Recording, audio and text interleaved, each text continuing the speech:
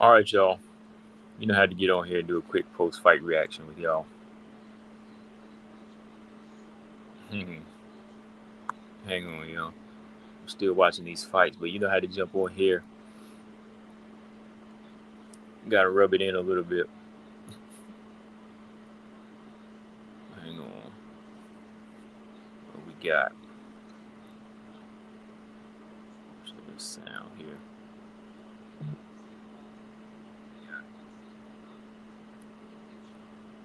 Yeah.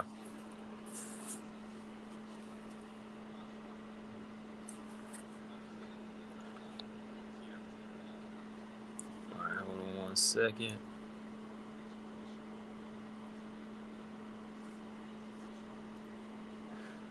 Yeah, man. Just wanted to jump on here real quick and do a quick post-fight thought slash reaction. And man, I gotta say, yo, shout out to Miranda, man. Like I said, man, like fighters are dangerous when they go on these losing streaks. Miranda went in there on a short notice, made it a short night. So all of y'all that was saying y'all worried about her, I told you, man, like she's got the skill. She got the well-roundedness. It's just a matter of putting it together. And what's crazy is this fight here, Miranda showed that she can strike. She outstruck the striker. People thought that Mazo was going to use her height and reach. I didn't really think that was going to be a problem though, because for one, when you say a person has a 4 inch height advantage, 4 inch reach advantage, it has to be an advantage, and it wasn't an advantage because Mazo doesn't use it that well, right? She's just taller, she's just longer, but if you don't know how to use it, it's not an advantage. And Miranda, she took advantage. I mean, she was striking on the outside. She took a page out of Agapova's book and Alexis Davis's book. She used striking and wrestling, right? And that was impressive. That was very impressive, man. Striking and her grappling came into play. Wrestling also to get these takedowns. I mean, the first round, you can see just Miranda getting into a groove, stepping side to side, landing good strikes, good left hand, touching the body, touching the legs. Mazo just couldn't get into a groove. She kept trying to follow, couldn't really sit down on anything. No jab, no jab from Mazo, being the longer fighter. Oh, she did land a couple of jabs, I think, but Miranda kind of adjusted to it and started throwing that nice overhand left, rushed in, didn't stay on the outside too long. Got like, what, 4 takedowns in the first round? I mean, Mazo did have that little armbar attempt. I give her credit there. She tried to climb with the guard to get the armbar, but Miranda, she defended it well. Put the knee on her face, put the pressure on till she could escape, and just completely controlled the round. I mean, just snatching Mazo off the fence and tossing her down, showing that strength. That's what I'm saying. Like, no excuses. Maybe there was an off night with Aaron Blanchfield, but, styles make fights. Aaron Blanchfield's a grappler. Mazo's not. But I can say that, she definitely looks stronger handling a bigger fighter in Mazo in this fight. Somebody that did fight at bantamweight. Then the second round was the same thing. Just taking them apart with the good striking, good speed, and closing it out with that last takedown. Just snaking that arm around. And as soon as she got the back, I was like, oh man, like Mazo's just not on this level. She doesn't know how to defend a rear naked choke. So when that arm snaked up under, I was like, oh yeah, she's got it. It's just gonna get tighter and tighter, and boom, she's tapped. Like there was no defending that, man. She didn't want to pass out, so there's no defending that.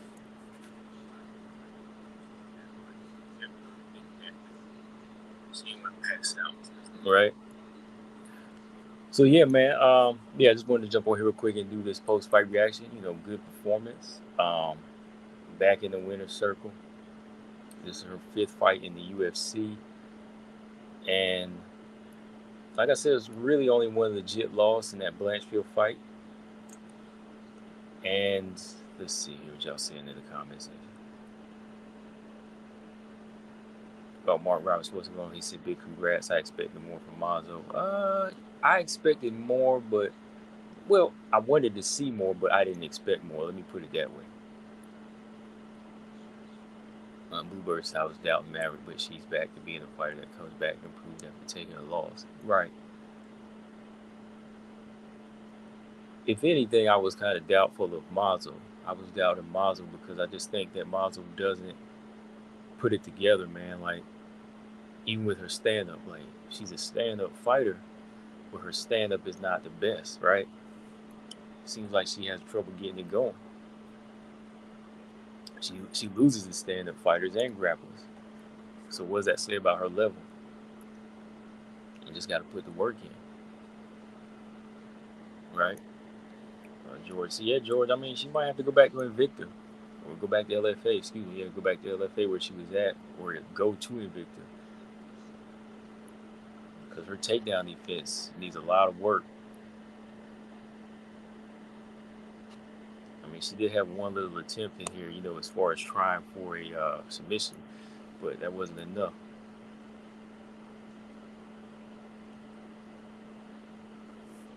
Mm-hmm. Morris, I didn't see any fire or passion from Mazo. Yeah, I haven't seen any passion and fire from her in the last couple fights. Thought I would have seen more in this one, but Maverick was fighting like she was ready to go. And I mean, she was the one fighting on short notice, right? She was the one fighting on short notice, but she came in there with the fire, activity, short notice, short night for her. Gotta give somebody credit for that one. I mean, that's what I'm talking about. Well rounded. You got to improve your striking so you can switch up with your takedowns. You don't go in for the same old thing. Like, you have to make it so you're unpredictable. Sorry, I'm looking at this what's his name, Basharat Jones fight.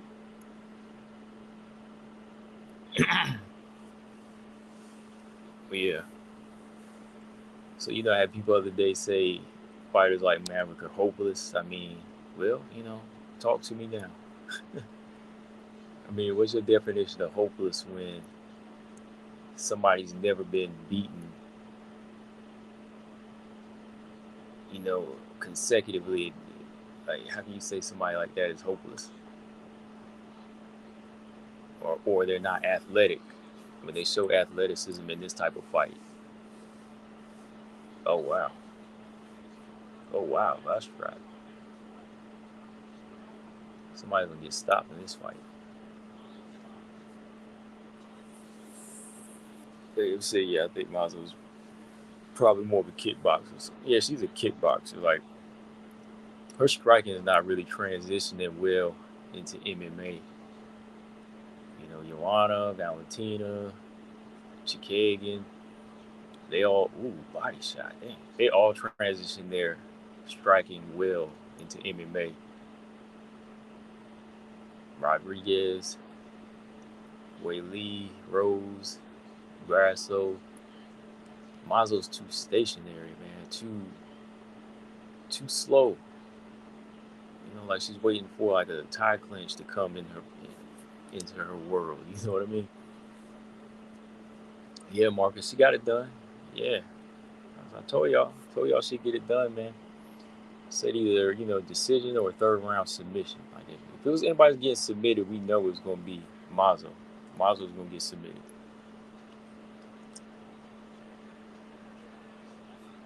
Hopeless, man. Get out of here, man. People talking about people hopeless whenever they just get into the UFC, just started this game, hadn't even got embarrassed or lost.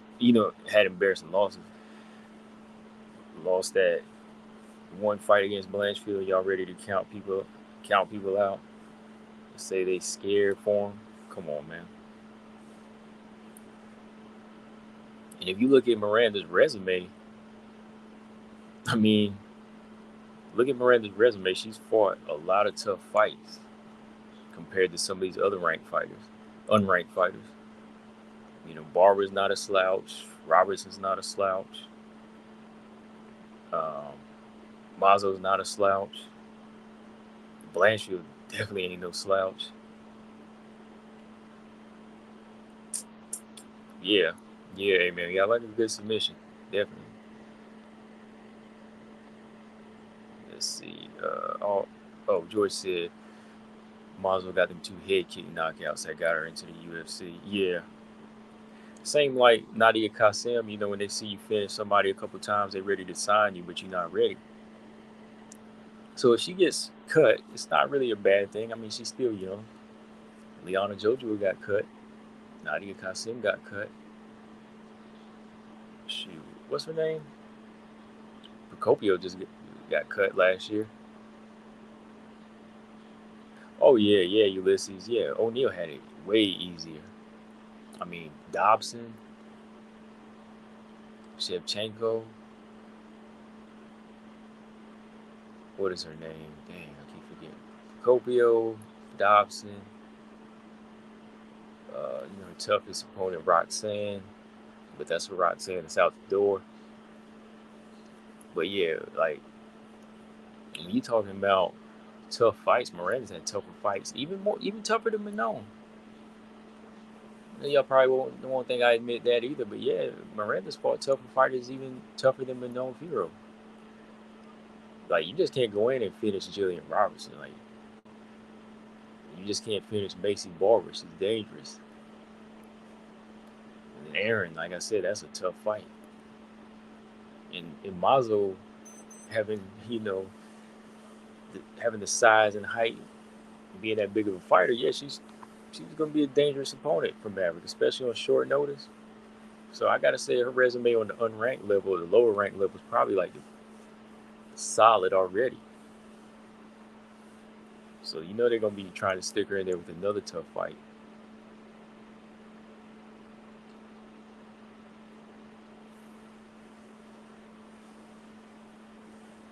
Antonina got Courtney Casey next, right? Yeah.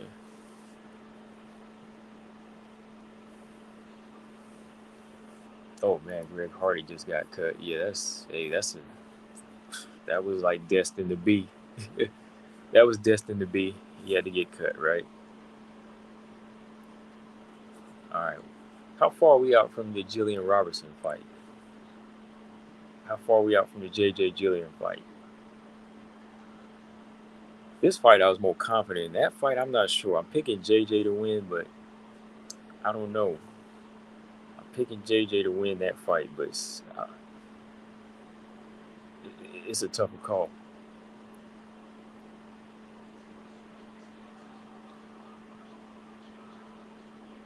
Oh, snap. It's the next fight. Marcus said after this fight, Gary. What's going on? He said after this fight. Oh, man, it's after this one.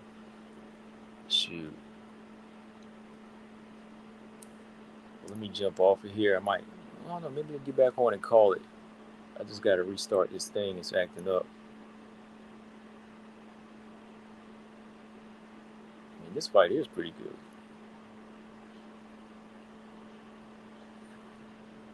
Ulysses said Jillian Robertson by KO.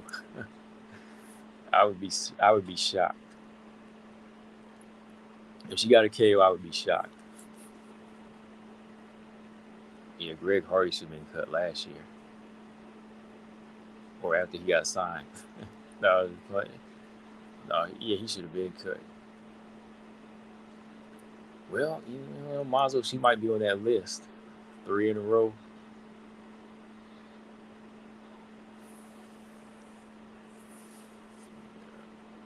If anything, Jillian's going to get a submission win. But I'm going with JJ in this fight.